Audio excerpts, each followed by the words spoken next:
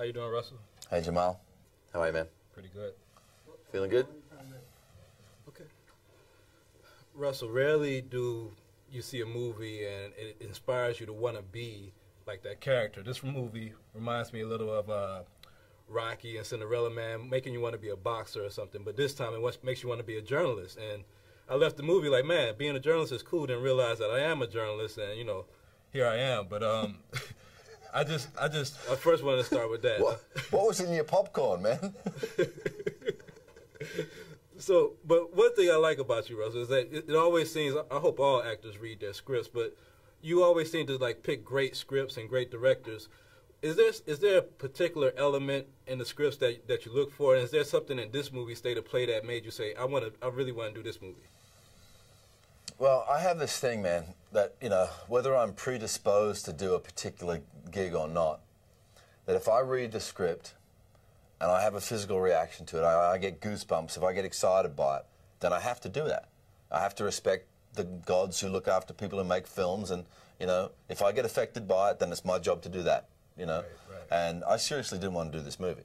You know, I'd just come off another movie. I'd just gotten home to Australia. I only just got to be with my family after being away for a long time. And the whole idea of it, you know, of me doing it came up, and it was just a little short time before Christmas, and I was looking at, I thought, you know, 4 or 5 months at home, summertime in Australia, you know, and I really didn't want to do it. Right. And I read it, and there was a sequence in the film where it just hit me, and I got the goosebumps, and I just went, okay, let's go and do it, you know. Yeah. And I think it's really important. There's some aspects of this film which are quite important, you know, the sort of, the pervading point of this movie is that we've corrupted journalism. You know, we've corrupted the way we get our information. We've corrupted our politicians, and we've corrupted our sports stars, and we've corrupted our, you know, entertainers who used to, you know, make us sit back and really rethink something, because they would tell us the truth. They would tell us the truth of their passions. Right. But now to do that is very dangerous, and I know this personally myself. You know, just the other day, I don't know if you've ever seen it, man, but go on YouTube. There's an English interviewer called Michael Parkinson, right? Right. And he's interviewing Ali in the early 70s, and it's prior to, I think, the second Foreman fight, right? And he touches a nerve with Ali, right? And Ali just goes for it, man. He absolutely goes for him. And you would never, ever see anybody do that today, you know, from an intellectual perspective, to say, no, no, no, you know, what you're trying to do is twist me around, you know, but I'm not that guy, I'm this guy, you know, and he was just magnificent. And I'd forgotten about it completely, but I remember I saw that when I was a kid. And that really sparked me, and that was an inspiration. But when have you seen lately, just tell me the person that you've seen actually go on any TV show and actually talk with a burning passion about something. Because you know, if you do, you're just going to get snuffed out, man. Right. You know?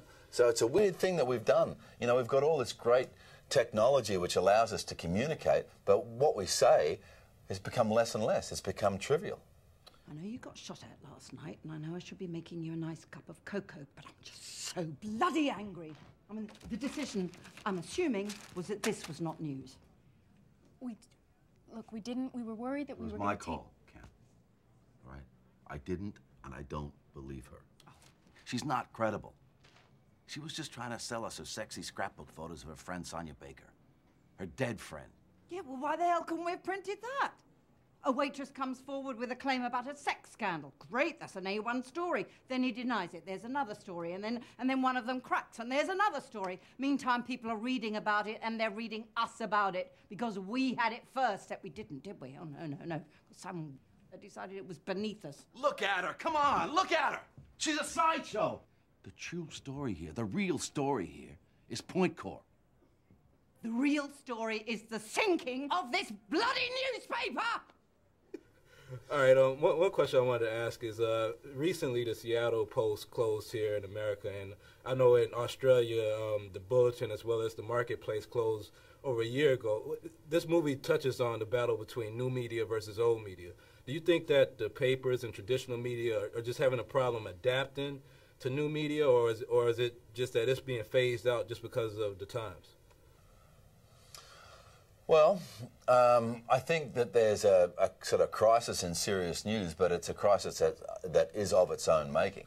I think for probably at least a couple of decades, we've tried to wrap news up in a more palatable form. We've tried to make it have flashy lights, and and we've crossed that boundary, or we've blurred the line between entertainment and news.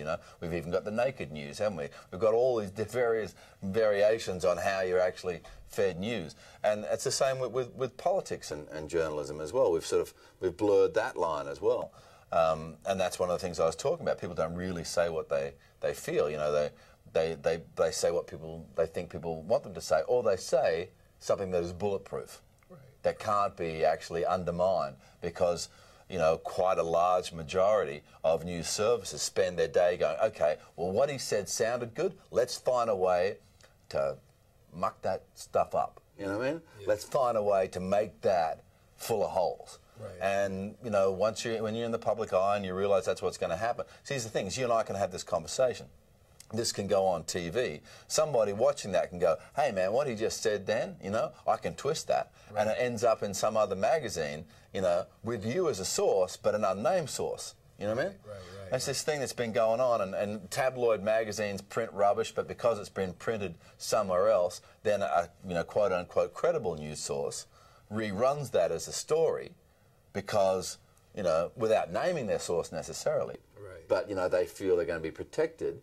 Legally, even if what they're saying is complete bull, they're going to be protected because it has been printed somewhere else. Right. So, I think that there's a version of sort of journalistic cannibalism going on. You know what I mean?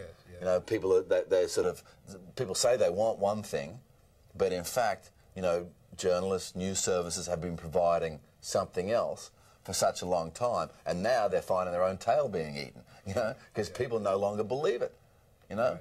That thing that, people don't believe what's in a newspaper is actually becoming true, and that's really sad, man. We should be able to pick up, where the major newspaper of any city that you happen to live in, and know that the people that write for that newspaper have actually done the work, and they have not put it in that newspaper until they're absolutely sure that what they're saying is true and real, and that's what you should be, that's what you should be able to expect from a newspaper.